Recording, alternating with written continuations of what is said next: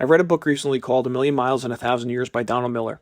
It really shifted some ways I think, and it has helped me put into perspective the power of story and how you can use it to empower your life. On the surface, it sounds like a simple story. Here's a quick summary. Donald Miller, who's already a well known author, gets approached by two filmmakers who want to turn his memoir into a movie. And what starts out as a creative project, adapting his own life for the screen, turns into something far more introspective. Somewhere in the process of trying to write a better character for the film, Miller realizes something uncomfortable about himself, that he has been living a bad story. A story, as he describes it, that was empty of real scenes, a life full of comfort, distraction, and avoidance, daydreaming instead of doing. This is just a small summary to introduce the video, and it really doesn't do the book justice because it's one of my favorite books I've read so far in 2026.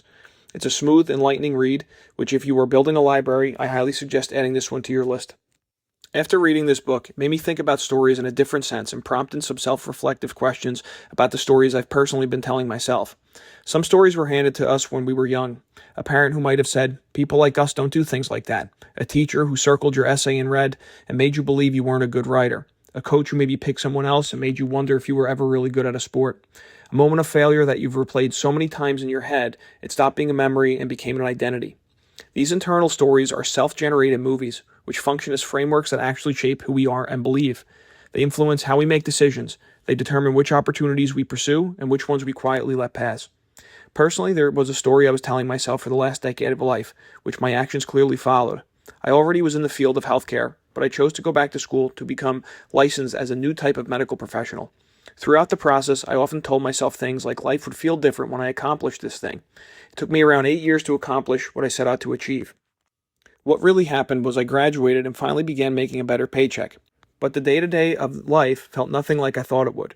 If I'm being real with myself, I grinded so hard to quote-unquote better myself economically, but I positioned myself at the bottom of a whole new mountain I did not even know existed. Now don't get me wrong, I love what I do for my patients, but seeing the real game of medicine and how it operates from the inside is not satisfying. Say what you want about doctors or healthcare in general, but there really is a lot of good working professionals out there. It's the insurance companies controlling the system, which makes practicing medicine harder than it needs to be. Essentially, I got through the rigors of an intense medical program, but I realized the story I was telling myself was purely revolved around working towards getting into and completing a renowned program. Since its completion, I've been wondering why I'm feeling stuck and just in the general motions, and I'm realizing the story I told myself was to just get through it and graduate. Now, with that part of my story completed, I'm wondering why my thoughts and actions are feeling more aimless. It's because my story itself is aimless. Throughout the last decade of my life, I often had these side projects I would often start and stop.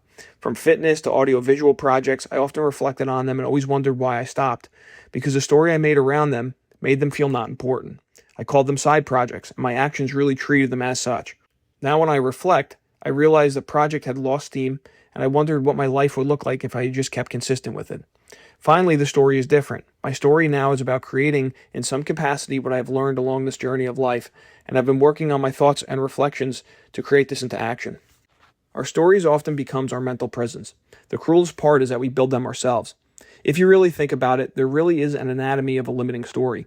Let's discuss some of the next statements and see if any of these resonate with you. Statement number 1. I'm not the kind of person who. This one masks itself as self-awareness.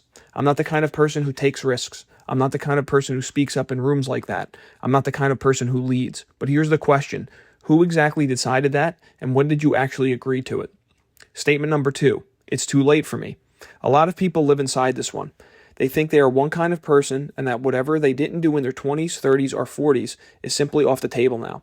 The truth is that circumstances change, bodies change, and desires change. Stories can be rewritten at any point. The chapter isn't over because it hasn't even started yet.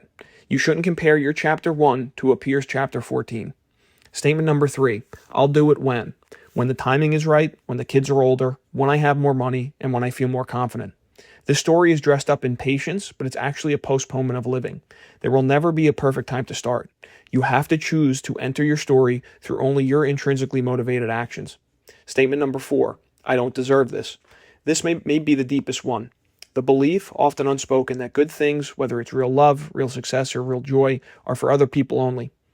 That somewhere in your past you were disqualified. That the life you actually want is somehow not available to you. This story is a lie, but it is a convincing one. Personally, I bring up each of these because I have been at fault at some point in my life, stating either one or a combination of all these. I'm curious which one out of these resonate the most with you. Miller states his idea that the ambitions we have will become the stories we live. If you want to know what a person's story is about, just ask them what they want. So as a viewer of this video, what do you actually want?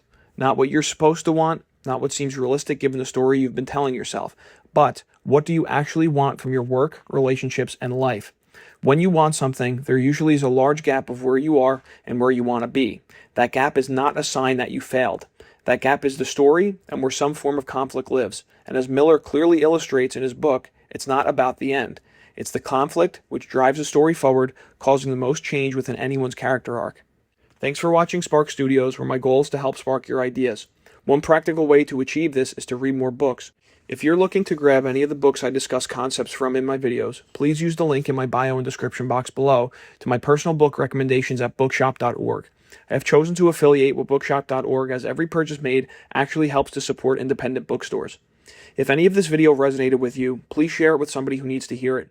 Please subscribe for more thought leadership content like this.